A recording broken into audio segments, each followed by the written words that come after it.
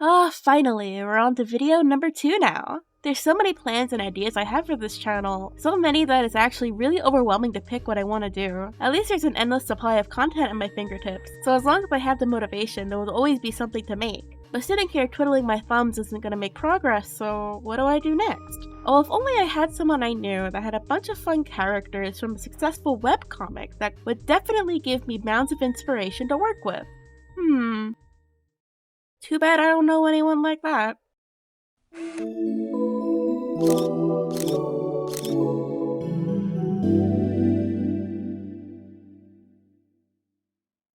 Hey y'all, my name is Biscuit and welcome to my YouTube channel, Binky and Biscuit. I'm making another video today after a few months of radio silence. I know, I hope to be more active and pick up more traction with each doll I make, so please excuse the unpredictable schedule for now, but I feel today's project was definitely worth the wait, I promise. So with that said, I'm proud to say welcome to my first ever video collab! Woohoo! I'm starting off pretty strong too, with my first ever collaboration featuring the artist Peargor. I've been friends with Pear for about 2 years now, and since I've started playing with the idea of doing videos, I've known I wanted to do one with him. So thank you, Pear, for allowing me to use your character's likeness for my video. But first, a quick introduction. I'll keep this brief since I'm assuming most people who found this video already know who he is, but just in case you don't, Peargor is an online artist and animator. At the time of writing the script, his animation-centric YouTube channel has garnered well over like 600,000 subs, and his comic I Was Born to Work Retail has over 3 million views on Webtoon. He's known online for various things like his comics and animations, but also known for making Toho and Plants vs. Zombies fan art. Even before we were friends, I knew him online for his animation You Novans Be Like. He's made a lot of popular animations, just look at his YouTube channel. Some of my favorite works from him though are definitely his animation Koishi's Heartthrobbing Adventure and his most recent chapter of his webcomic that was named The Slurped Card. In fact, that comic is what inspired me to pick up this project so soon. I was really moved by the meaning of that chapter as someone who deals with various forms of undisclosed mental illness, and even though mine don't affect me the same way as it does for his character Jenny, the similarities still hit close to home. So shout out to you, Pear, for capturing something like this so accurately to how me and a lot of other people feel. So if someone is watching this video and hasn't read his comic or even that chapter, I highly recommend you do so. I'm not saying this all to hype up my friend, I swear, I genuinely mean it. Originally this video was planned to be centered around another one of Pear's creations. I was going to pick a doll of the tomboy sunflower girl he frequently draws, but I don't know.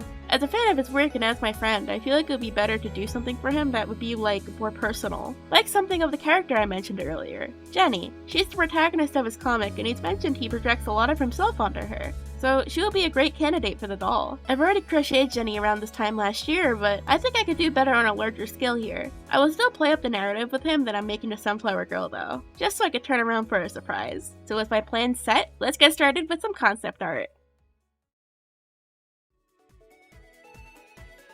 I started off with doing some rough sketches of her to feel out her design a bit. This helps me to draw a character myself before putting them in a physical space. Looking for references of Jenny sounds like an easy task considering there's a whole comic dedicated to her filled with drawings of her from different angles, and what I'm neglecting to tell you though is that the version of Jenny I'm making into a doll has like no full body references for some reason, so I have no idea what her shoes look like. Her work uniform and younger designs show it, but her standard casual wear never does no matter how hard I looked, so I guess I'll be making that part up. I know most of her designs have black dress shoes, but I wanted to give her sneakers for more visual interest. Other than that though, the concept art for Jenny was pretty easy for reasons I mentioned before.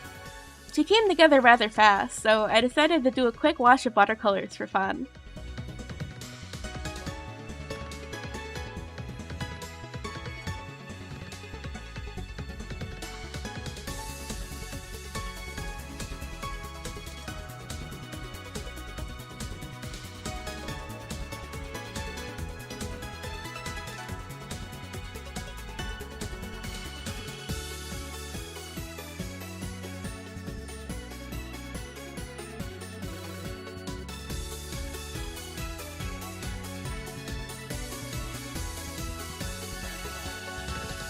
Also, I tried to find a betta fish sticker on my collection to put on her page, but I just couldn't find one. But instead I just put the squishmallow axolotl on there, because screw it, close enough. For the next round of sketching, I'm just trying to figure out what shapes I have to make here. Also, I'm just generally trying to figure out how I want to make the doll. I tried to do some watercolor here too, but you'll see in the footage I got impatient and just did a slapdash job. Yeah, the watercolors are bleeding, but if I claim it's intentional, nobody will say anything about it. But now that I've figured out how I'll be making Jenny, time to figure out what I'll be using. Same as my previous project, I'll be mainly using basic stitch and skein tones by Lions brand, but this time I'm going to be throwing in Big Twist Value yarn from Joann's. It isn't the most ideal yarn to use in my opinion, but when I started crocheting I bought a ton of it since it was like really cheap and a lot of it came in different colors, so it was just about time I started using it up. The quality of the yarn itself isn't the greatest, but I feel like I can't deny the beautiful vibrant color I get as trade-offs. I'll just have to live with the fact the orange parts will be difficult to crochet and scratchy to touch, whatever. It'll mix well with the Lions brand yarn since both are 100% acrylic and worsted. Here's what the palette is looking like for the yarn. With that out of the way, time to actually start. With my doll bases, I usually start from the bottom and work my way up. So the first thing I'm making is the little feet nubs. It's uncommon nowadays that I actually make a foot on these dolls because at the end of the day the nub just serves the same purpose. I just need something to anchor the doll into the shoe at the end. I also start with the pants color since I want them to be tucked into her sneakers and not showing skin. After the general sphere is finished, I stuff a pipe cleaner into the doll to make it a bit posable later on. I tried stuffing the foot here too, but I ended up taking it out since it was getting in the way of the yarn as I crocheted up the leg. Other than that, it's just a simple process of making a tube and stuffing it when I'm done.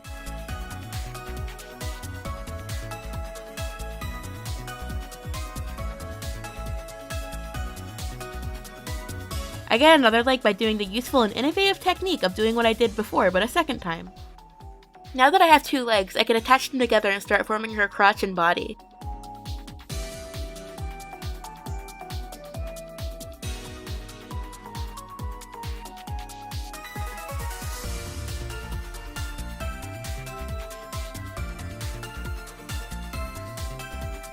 After a few rows of doing the pants color, I sew the gap between her legs shut and switch to her skin tone. I also at some point twist more pipe cleaners onto the base of the body to make the armature stronger.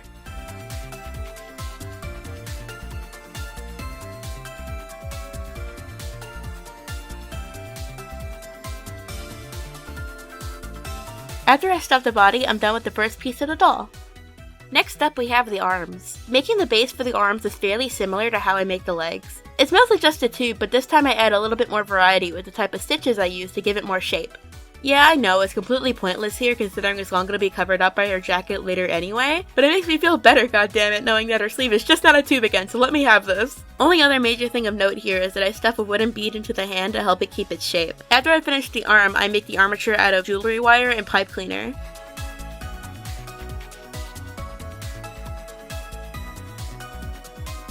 When I made the second arm, I realized I might have messed up somewhere because it's shaped kinda differently than the first one. I kept it though since you won't see it once it's covered up by the sleeve. I know saying that is redundant with the point I made earlier about adding unnecessary detail, but hey, who's keeping track? Either way from here, I put the arms on the armature and lightly stuff them. Then I secure it all to the body.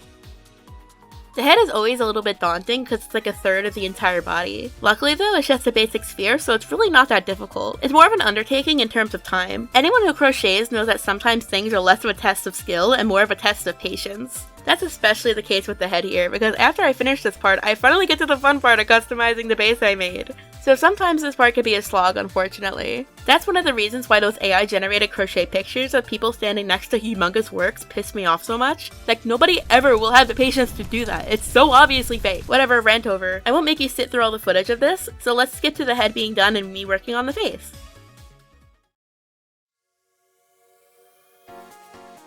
The face is a super important part of the doll since it's like the main focal point, but I also think it's really fun to do. The embroidery job here is very simple, but I think it's very effective. I start with the eyes. It took a few tries and a bit of experimenting to get the shape I like, but once I did, I added the pupils.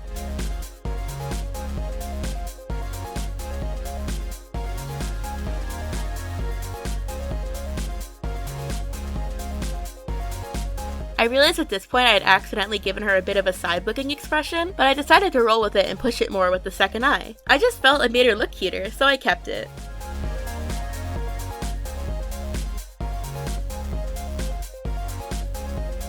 After the eyes, the majority of the hard work is done, so I zip together a little nose and mouth.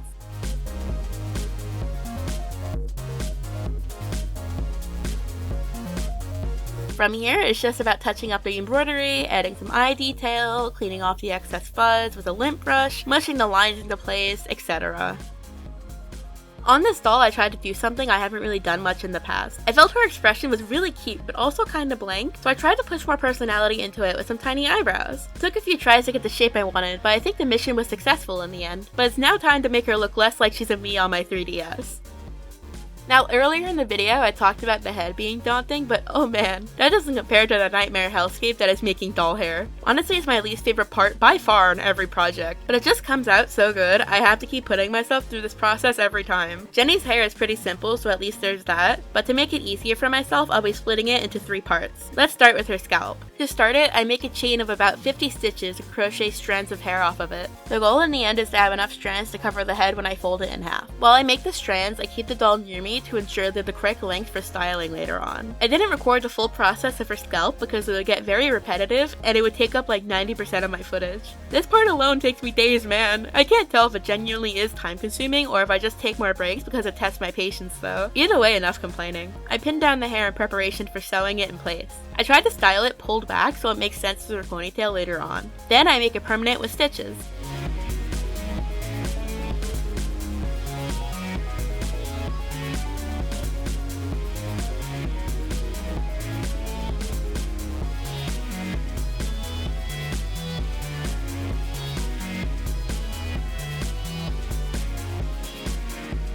I know it looks kinda jank right now, but I still have her bangs to make, so just trust the process.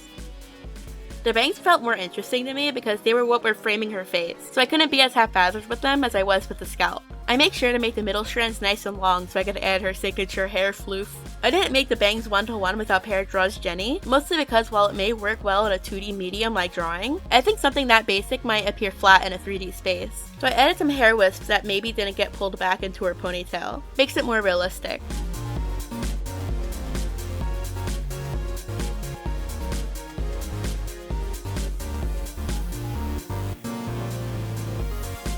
To make the beads on Jenny's hair tie, I decided to use actual beads instead of yarn, so I took out the wooden beads I usually use for her hands and painted them orange. The color became opaque really quickly. While those dry, I work on her actual ponytail. The way I do her ponytail is I start with a magic ring and increase a few times off of it. When I'm satisfied with the size, I crochet strands of hair off of each stitch. I attached the ponytail pretty high on the head with a few stitches. I tried to give the illusion of a high pony since Jenny is typically drawn that way. Also, the beads won't show up any other way unless they're high up on the head. I realized at this point I styled the rest of the hair to appear more like a low pony, but you wouldn't have noticed if I didn't say anything, right?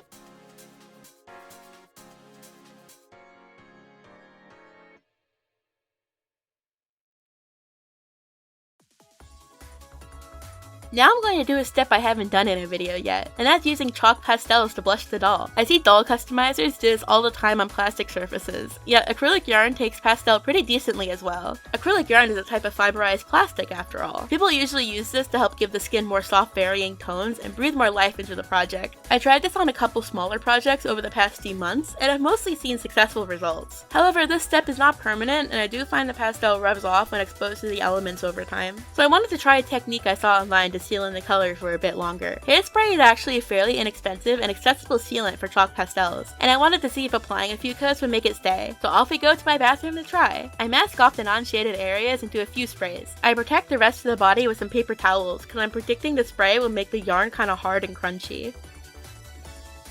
And here are the results. Overall, a success I think. The pastel looks like it's still pretty vibrant and is sticking quite well. Obviously there's no other test other than time to see the longevity of the pastel, but it feels at least a little bit stronger for now. I don't think the hairspray absorbed into the yarn either, so it doesn't really feel all that different from the uncoated areas like I was afraid of. I heard over time hairspray may make the pastel yellow, but I guess we'll see. Maybe I'll try more artistic brands of sealant in the future, but I am afraid that will crust up the yarn pretty bad. I'm just gonna call this a success for now. Also, she smells really nice. Up to this point, I felt Jenny looked pretty chilly, so let's make her signature jacket. When I make clothes like this, I tend to make the torso segment of the garment first and detail it from there. This jacket is no different. The main body part is a pretty simple piece. It's a few rows of double crochet and some singles going down. Originally, I made a square with some armholes to start, but I realized that was way too small to fit the doll, so I frogged it and added more rows of increases to allow the jacket to fit the doll's body shape.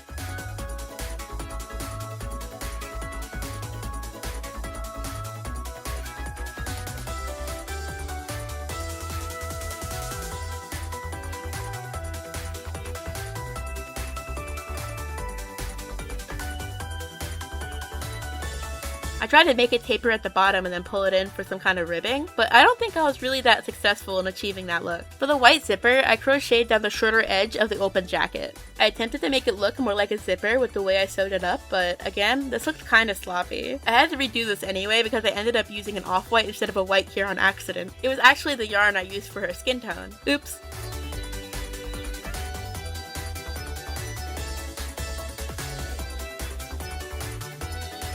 One thing I don't like about Jenny so far is the amount of bulk at the bottom of her body. The top is relatively thin, so it just doesn't balance out. She looks like Squidward in that one episode of SpongeBob where he has big thighs from overeating Krabby Patties. Sorry, Jenny! So I'm going to try to exaggerate the top more with a larger collar. I do this by crocheting a separate flat piece with double crochets and stitching it on.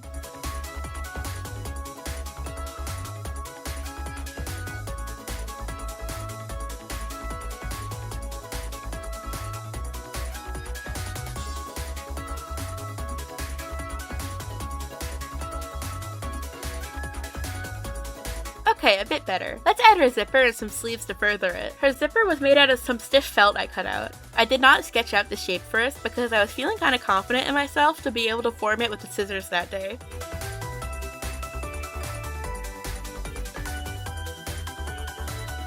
I glued the two pieces that I cut together with beacon felt glue, which I never used before. It says to let it dry for a few hours, so I left it to harden overnight. While that's drying, I start her sleeves. I make a chain and attach it together to form a ring. Then I went down the tube, occasionally increasing and decreasing to make it more dynamic. The sleeves took a couple tries to get a proper bell out shape, but in the end I think I did a pretty good job.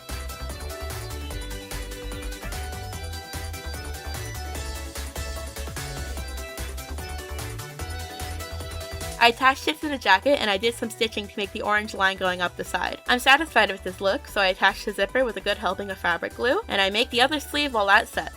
And there we go! I think the sleeves and collar really help balance out the poofiness at the bottom of her jacket. I was getting worried there for a second she would be cursed to a fate of being enveloped by her jacket like the Christmas Story kid forever, but I think I managed to make it look more comfortable looking at least. But the doll isn't done yet. We have one last accessory to make, and those are her shoes. I will be making this doll sneakers, so to form the soles, I'll be making an oblong disc in white. I used fabric glue and yarn to help flatten the base further for the next step, adding the magnet. Now I know, I went on a whole thing in the last video about how I like to use a very specific glue for this, but well, I misplaced my bottle and I couldn't find it at this point. So I'll be using the felt glue that I've been using on the rest of the project for this. I don't know if the longevity will be there, but it's really all I had on hand. I use a generous amount of glue, and as long as it stays relatively in place, it'll do its job of weighing down the feet. I make another shoe sole and repeat the process.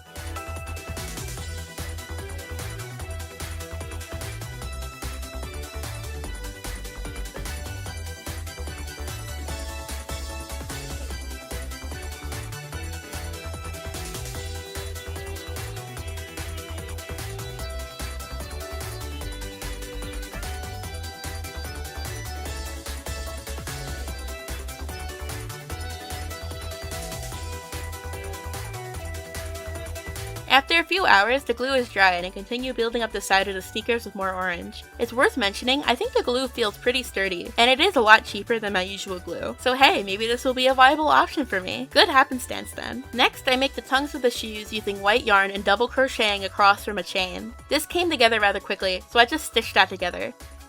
I sew the shoe base onto the foot nub and stuff it a little and to give it more shape. Then I put the shoe tongue on top of the shoe to sew it down.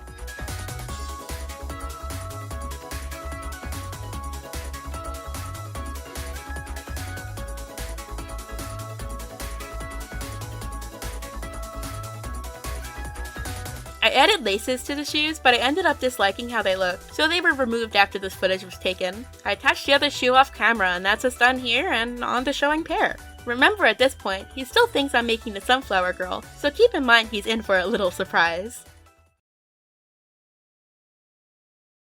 There we go. Okay. Hello, Pear. You have to be so formal. Hello, Pear. Hello, Pear. It's like I'm being set down for like 60 minutes, you know. Yeah, it's like, hello, Mario. Hello, Mario. Hello, Mario. Anyway, I mentioned to you a little while ago that I wanted to make you a little doll, little project. Yeah, I want to check it out. Let me see. Where is my pictures? Anyway, also I lied. I didn't make the Sunflower Girl. Here you go. Oh, you lied? I lied. What do you have?